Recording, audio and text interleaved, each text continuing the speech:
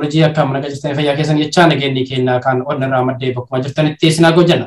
Akkuma beekamu sagantaan keenya guyyaa haddaa sagantaa marii hawaasaati. Sagantaa marii hawaasaa akkuma beekamutti guyyaa haddaan qeerroo Oromiyaa fi akkuma kanaanii yeroo ammaa kana duulli baqattoota Oromoo Suudi Arabiyaa keessatti rakkoo hamaaf dararamaa jiraniitiin wal ilaalchifatee guyyaa haddaa sagalee hawaasaa kan keessumaanuyyuu qeerroo fi qarreen Suudi Arabiyaa keessatti dararaa hamaa waggaa tokkoo fi baatii 8 walii argaa jiraniif sagalee ta'uuf guyyaa haddaa qabannee dhiyaanne. Asumaanuu baga nagaan karaa Oromiyaa Miidiyaa Teknoolojii dhuftanii. Baga nagaan waydan. Okay, me asumaanne karaa keessumaanuu carraa dubartiif kenninaa seenaa nu dhagaartiin jedheetii yaada. Seenaa atis garanumaan baga dhuftee. Hayyee isinillee baga nagaan nu eegdanii isin jenna. Okay, me hayaatenis ka maqaa hunduma keessanoo maqaan isinii dhoofna baga dhuftee atis hayaatee garanumaan.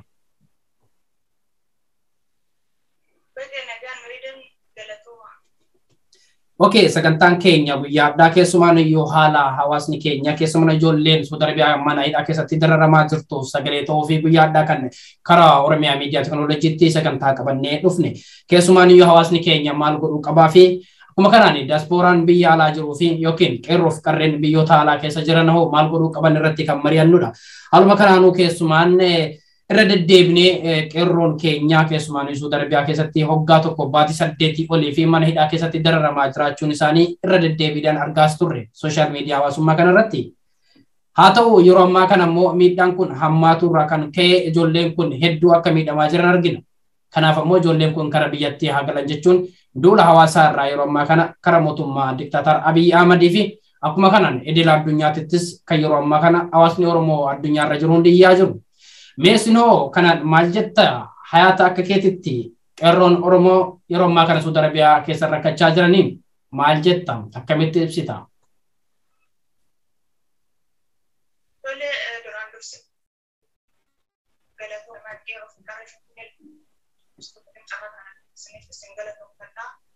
Suudaan obbolaan keenya biyya Saawud Arabiyaa keessatti hidhaa dararaa ilmoo namaatiin illee daawa addunyaa kan argaa jiran yakka qabaatanii osoo hin taane jireenya isaaniitiif akkasuma jirudha. Karaa baqattummaatan biyya ormaatiif erga baqatanii booda rakkoon isaanii kan kana hin jedhamne ilmoo namaatiif malee keessa jiraatanii haa ta'u biyya keessa jiruuf idil addunyaa irra jiru.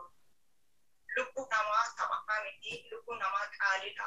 Ilmaan kun yakka tokko dalaganii osoo hin taane kan bidirfamaa jiranii karaa nagaatiin akka gara biyya isaaniitti nu deebi'an kabajaa hawaasa Oromootii fi mootummaa biyya san bulchaa jiru kabajaadhaan gaafatan akka qarreen akka biyyoota.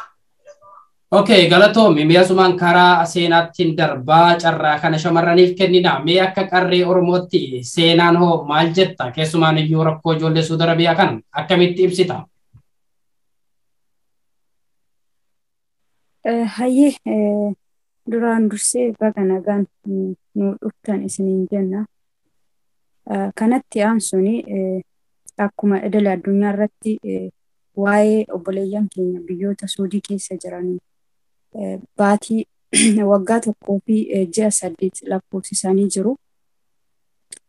Obboleeyyan lubbuun baatii deebi'uu hin dandeessu waan ta'eef lubbuu dhala namaa irratti tapha siyaasaa taasisuudhaan har'a mootummaan Itoophiyaa kunii fi mootummaan Oromiyaallee sagalee yookiin immoo uummata Itoophiyaati jedhamee dararaa biyya Suudii keessatti argaa jiran kana waan tokko deebii tokko waggaa tokkoo fi ji'a 8 gaaffii gaafatanii mangistii Itoophiyaa kanarraa gaaffii dhabuu isaaniitiif maaltu ta'e yookiin immoo dhala namaa tapha dirree siyaasaa godhatanii mootummaa biyya Suudii kanarraa mootummaan Itoophiyaa maal dhabe?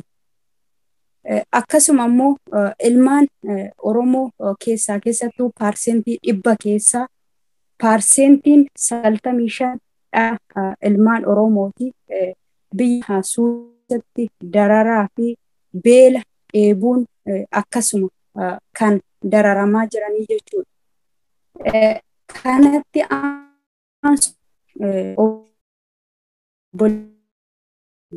biyyoota warroonni obboleeyyan isaanii biyyoota alaa keessa sirna garbummaatiif yookiin immoo cunqursaa jaarraa tokkoof walakkaadhaaf baqannaa biyya Itoophiyaa kanarraa yookiin immoo dachee isaanirraa baqatanii iddoo baqannaa jalatti illee jiraachuu dadhabanii dararaan adda addaa fi hirbaata bineensotaa ta'anii jiraniif uummanni biyya keessa jiran akka bahanii mootummaa Itoophiyaa kana gaaffii gaafatanii gaaffiin obboleeyyan keenyaa kun nuuf deebi'uu kan jedhudha. Kanarra qabadhee dhufee jechuudha. Akkasuma dhala namaa ta'anii kan nyaataa fi beelaan dararamaa jiran kun gaaffiidhuma mangistiin biyya Suudii gaafate kana mootummaan Itoophiyaa kun gaaffii isaa deebisee fi obboleeyyan keenya gara dachee isaaniitti akka deebisu sumarraan isa gaafannaa jedha. Kanatti aansuun mee hayate kan maanii qeerroo fi qarreen Oromiyaa mee seenaa waan kanarratti keessumaan iyyuu carraa kana sitti aansuun firoomsaafis laanna waan firoomsaan ibsu siisumaan laanna mee firoomsaa hoo ati waan kana qeerroo Saudi Arabiyaa jiru maal jettaan akkuma kanaan mootummaa Itoophiyaatii fi mootummaa idil addunyaatiinis akkuma kanaan mootummaa fi naannoo Oromiyaatii fi hawwalee yookiin ammoo haadha siinqeetiif abbaa gadaatinoo maal jettaan akka firoomsaatitti.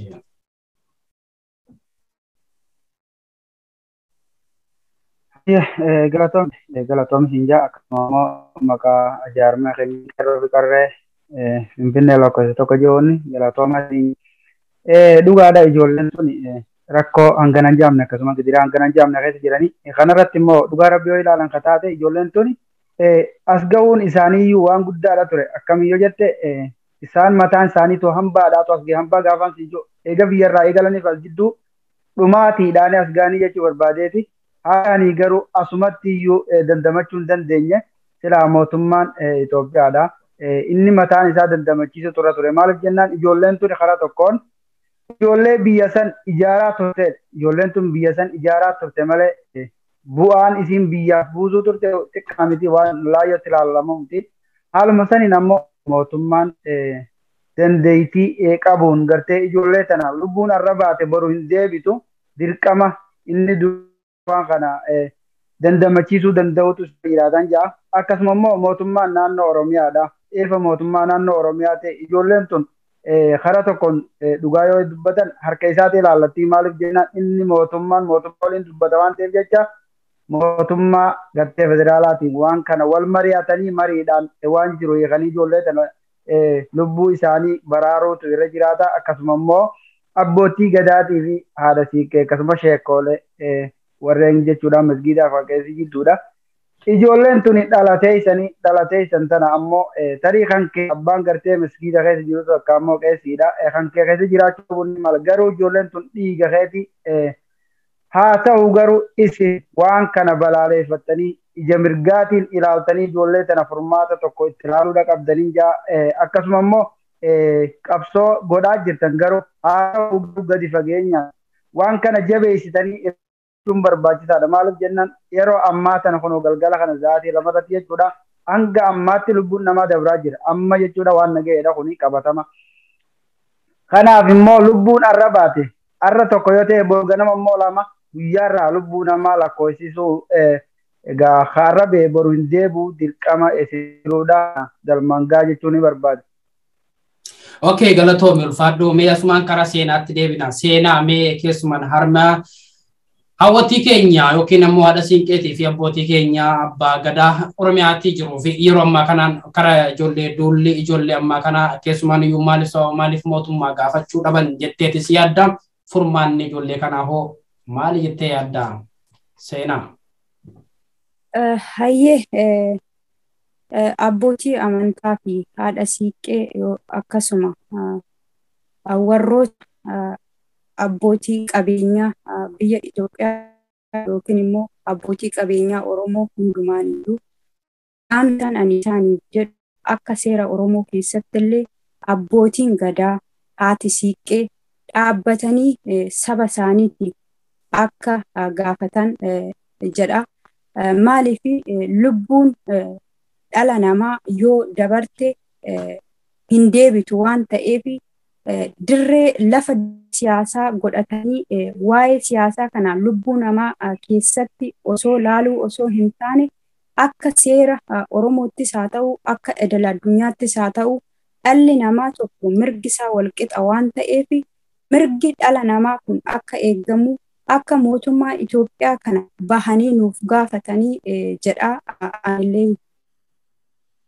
Okay, mee hayaate seenaa wanti kun keessumaanuyyuu furmaanni waan kanaa hoo maalidha jetta? Keessaan ijoolleen kun hoggaa 2 fi hanga hoggaa 1.8 rakkachaa jiran furmaanni ijoollee kanaa hoo maali jettee yaadda?